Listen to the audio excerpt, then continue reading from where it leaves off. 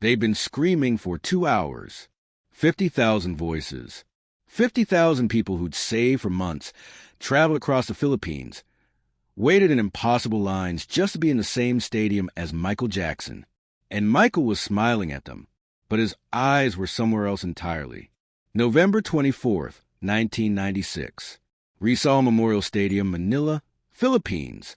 Michael Jackson, 38 years old, was performing the finale of the History World Tour. The emotional peak of every show. The moment where Michael becomes vessel for grief, environmental devastation, war, suffering. He'd done this song 97 times on this tour.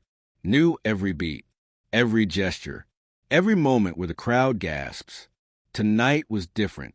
He smiled at the crowd, waved like he meant it. But Michael Jackson's eyes told a different story. They told the story of a man who'd received the worst news of his life 90 minutes ago and had been ordered to perform anyway. From the audience, he looked happy, energized, grateful, but the cameras caught something else in close-up. Empty eyes, hollow, going through motions without inhabiting them. His smile was wide. His eyes were dead. 6 hours earlier, 6:15 p.m., 90 minutes before showtime. Michael was in his dressing room doing vocal warm-ups. His pre-show routine, tea with honey, stretches, meditation, costume check. His manager walked in holding a telegram. "Michael, this just came. From your father." Michael took it. "Read it." The telegram. "Catherine suffered stroke this morning. Stop stable. But serious stop. Doctors monitoring stop. Did not cancel show. Stop mother. Would not want that stop perform tonight. Stop call. After stop Joe." Michael's hand started shaking. His mother. A stroke. Serious. "I need to go home," Michael said immediately. "Cancel the show. Get me on a plane to Los Angeles." "Michael," your father said. "I don't care what he said. That's my mother. He said she's stable. He said she wouldn't want you to cancel. 50,000 people are already in the stadium. The impossible choice, cancel the show. Disappoint 50,000 people. Lose hundreds of thousands of dollars. Cause international incident. President of the Philippines is attending tonight. Or perform, smile, wave, sing for 2.5 hours. Then call, then figure out flights." Michael made the choice he's been trained to make since he was 5 years old. "I'll perform. But the second I'm off that stage, I'm going to the airport." 6:47 p.m. Michael called the hospital in Los Angeles. Got a nurse. Catherine was sleeping, sedated, stable, but they're running tests. "Can I talk to her?" "She's not conscious right now, Mr. Jackson. When she wakes up, tell her I love her. Tell her I'm coming home." His voice broke. 7:30 p.m., 30 minutes to showtime. Michael sat in front of his dressing room mirror. Makeup artist applying foundation. Hairstylist adjusting his ponytail. In the mirror, Michael saw himself, Michael Jackson, the performer. Perfect makeup, perfect hair, perfect costume. Inside, he was shattering. "This is what I do," he thought. "I perform through pain. I've been doing it my entire life. Performed through Joe's beatings when I was 7. Performed through puberty when I was 13. Performed through heartbreak when I was 30. And now I'm going to perform through my mother's stroke when I'm 38. This is what I am, a performer. Not a son, not a person, a performer." 8 p.m. Showtime. Michael took the stage. 50,000 people erupted. He smiled, waved, started performing. What the audience saw, Michael Jackson at the peak of his powers, dancing, singing, engaging with the crowd. What his band saw, something's wrong. His timing's off. He's hitting the notes, but there's no emotion. He's going through the motions.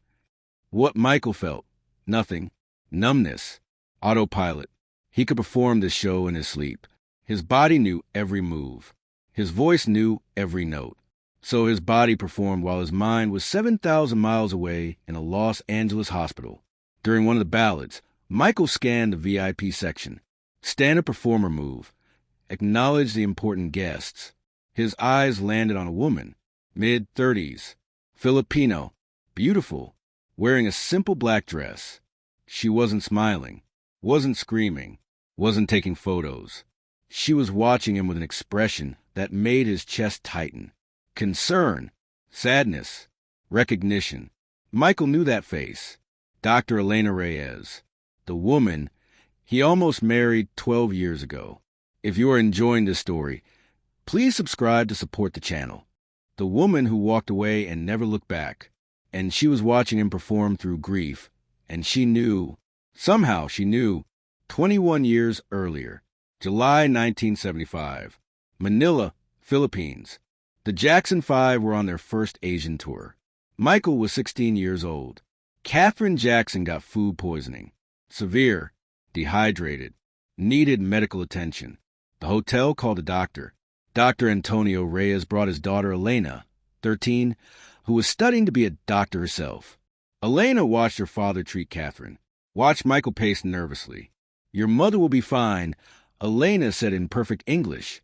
"My father is very good." "How do you know?" Michael asked. "Because he's never lost a patient who trusts him." Catherine recovered. The Jackson 5 finished their tour. Michael remembered the girl who made him feel less scared. 9 years later, March 1984, Los Angeles.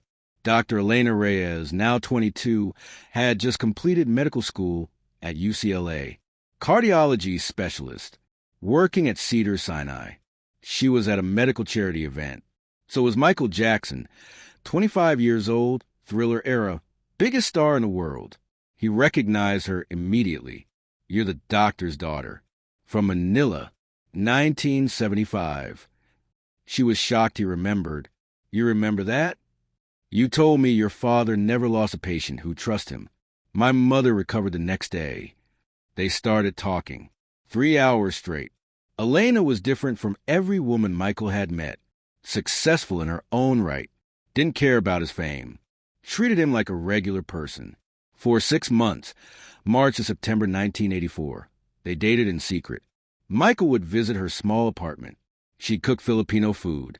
They'd talk about medicine, music, family, dreams. Elena pushed Michael to be honest. "Who are you when you're not performing?" "I don't know." "Then figure it out.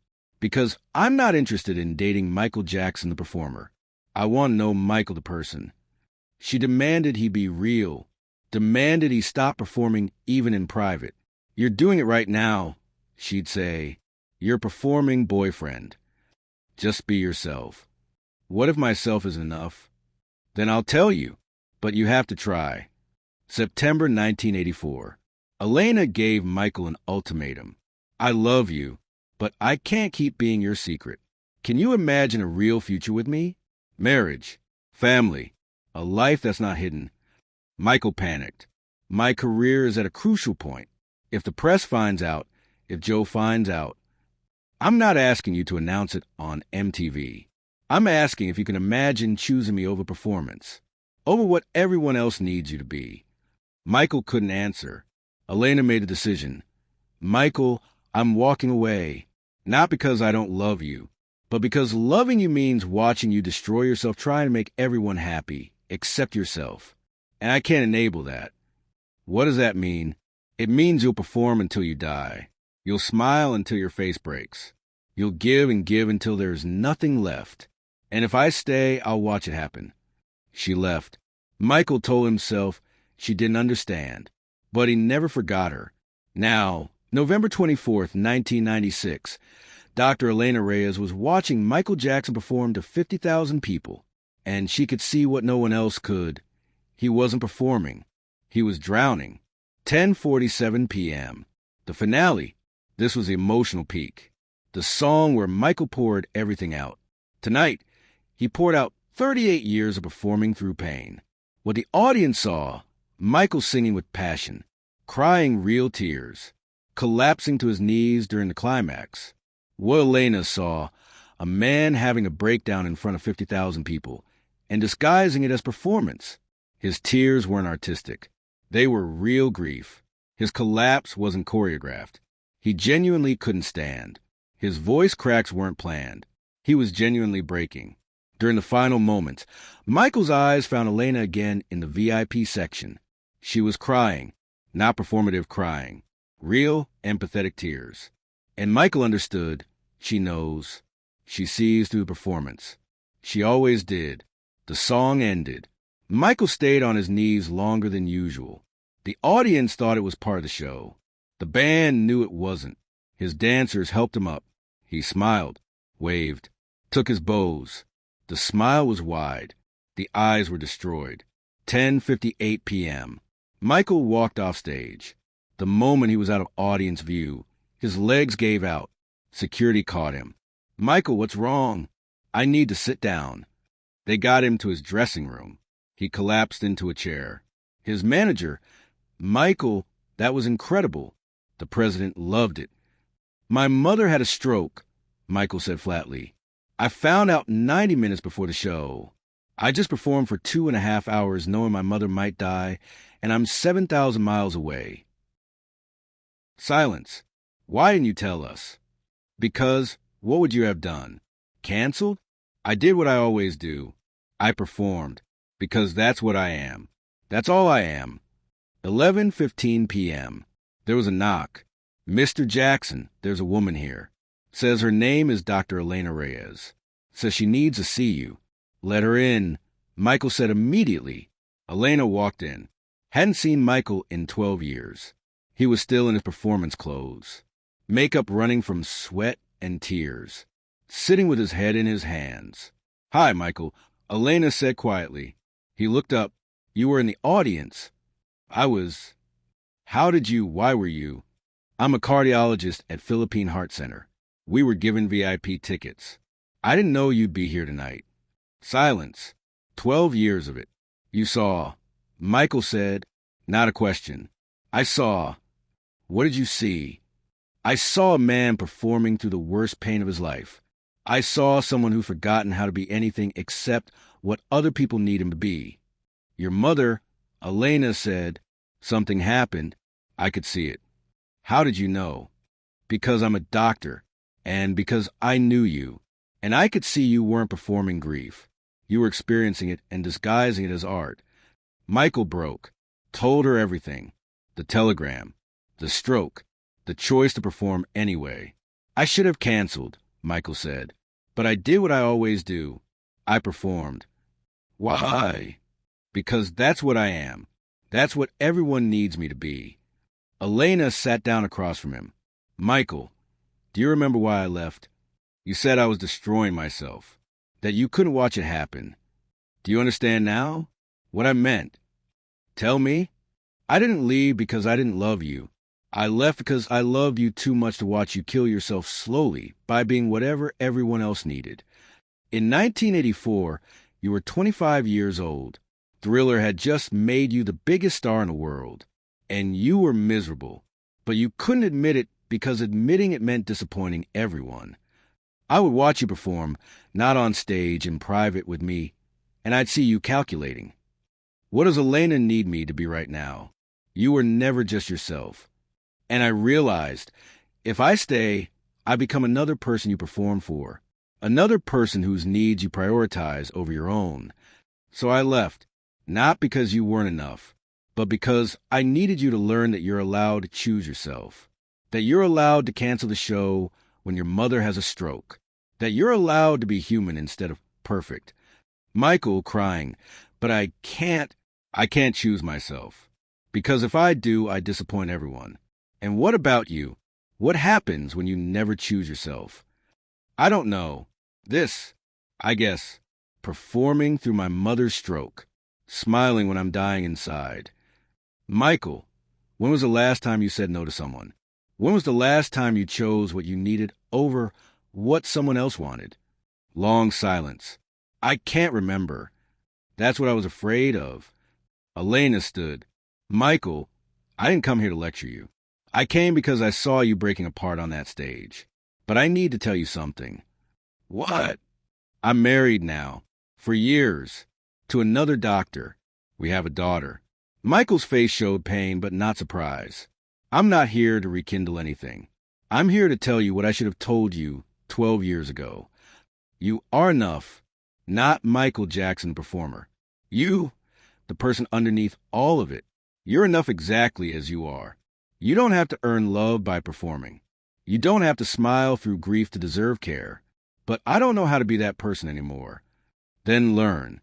Start tonight. Get on a plane. Go to your mother. Don't perform for the press. Don't smile for the cameras. Don't pretend you're okay.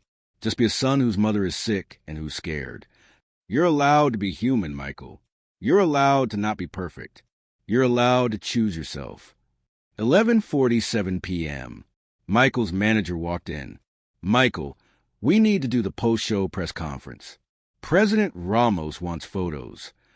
No, Michael said. Everyone stopped. What? No, I'm not doing press. I'm not taking photos. I'm going to the airport. I'm going home to my mother. But Michael, the commitments. I don't care. My mother had a stroke. I performed tonight because I was told to, but I'm done performing. I'm going home. This will cause problems. Let them be angry. I'm choosing my mother over performance. I'm choosing myself. Elena, quietly, that's the bravest thing I've ever heard you say.